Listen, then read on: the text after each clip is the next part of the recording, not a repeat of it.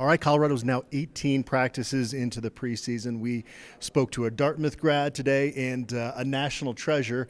But first, I should point out that Michael Irvin is the latest Pro Football Hall of Famer to make his way through Boulder. I mean, in the last couple of weeks with him and Terrell Owens, I mean, those are probably two of the most physically imposing receivers in the history of the game. Yeah, I imagine two guys that gave some fits to a guy like Coach Prime playing corner, but that's why he has respect for those guys. But, yeah, I mean, listen to Michael Irvin, I don't know how you're not ready to play football after you listen to Michael Irvin and you know, him getting this team going and just saying, everybody wants to see you fail, and you know he's right. You know, I mean, I don't want to say everybody. There's a lot of people, you know, outside of this program that are looking forward to seeing this team not do well.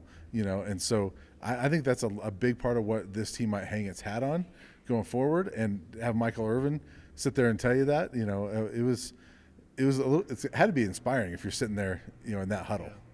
And there's people taking notice of what's happening here in Boulder, and maybe they don't have the NIL collective that a lot of these programs do, but these are little things that Coach Prime, you know, provides these student athletes that other coaches just simply don't have that network to do. Yeah, and you know, Shane Coates talked about him. He's a defensive lineman, right? But he talked about how he was like a little kid when he sees Michael Irvin show up at the practice field the other day, because that's a guy that you know, his dad used to tell him stories about, you know, and he was so excited to see him. He goes, I just had to go shake his hand, and you know, Terrell Owens is the same way, and you know, no matter who Coach Prime is going to bring here, you know, it's going to be guys that these guys have heard of, these players have heard of, and they're excited to meet. And there's not a whole lot of programs around the country that are doing the same thing. The national treasure, South Sunseri. Yeah. Unconventional in terms of the way he coaches and kind of the way he will respond sometimes to the media. I'm sure it took some time, though, for some of these defensive linemen to kind of get used to his style of coaching. Oh, I would imagine so, and I think some of them didn't want to get used to it, and they're not here anymore. You know, but yeah, I mean, he's a guy that his press conferences with us will not be long. You know, there's gonna be a lot of, you know, one-word answers, but you're gonna get that answer, right?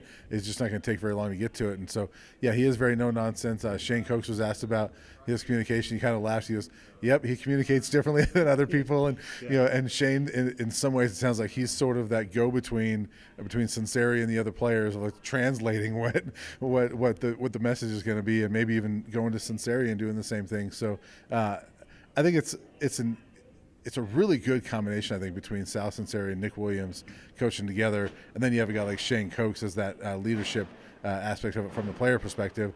That trio has got to be a lot of fun to be around. Yeah, and Sal Sunseri he's as blue collar as it gets. I mean, you even look at his football career. He walks on to Pittsburgh, and by the time he leaves there, he's an All-American and got drafted before injuries happened. But see, he's got the pedigree, and so I think guys respect him, especially coming from Alabama, where you have that history.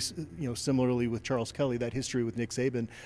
It's going to get kids to listen to you. Yeah, for sure. I mean, winning is going to, you know, open kids' ears, right? You know, Charles Kelly coming here, and he's got national titles from Alabama and Florida State. You're going to listen to that. Sal Sunseri's got the same thing. He's coached in the NFL.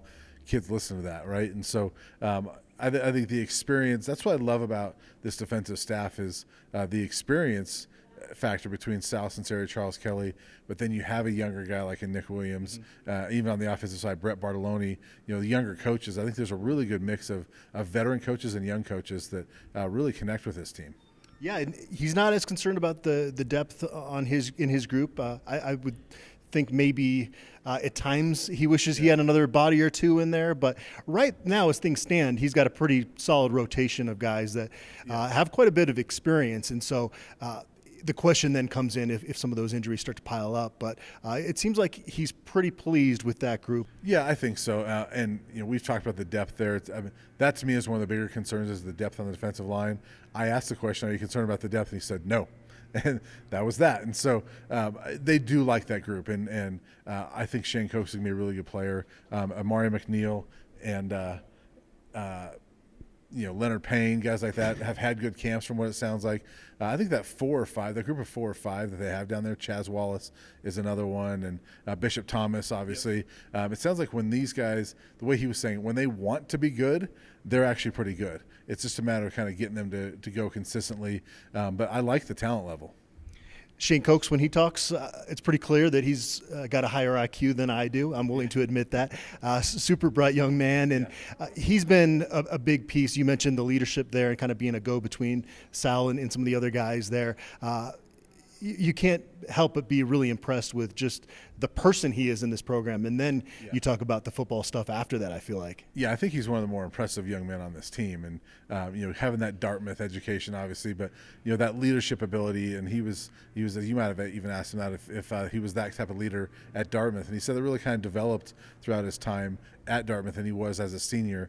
You can really see it. I mean, and boy, I tell you what, he's standing there in front of us like this is not what I would say an Ivy League player. I mean, this is a Power 5 looking defensive lineman, and so I think he's going to be a legit player for them. All right, tomorrow is the press luncheon here at CU, and we're getting there slowly but surely.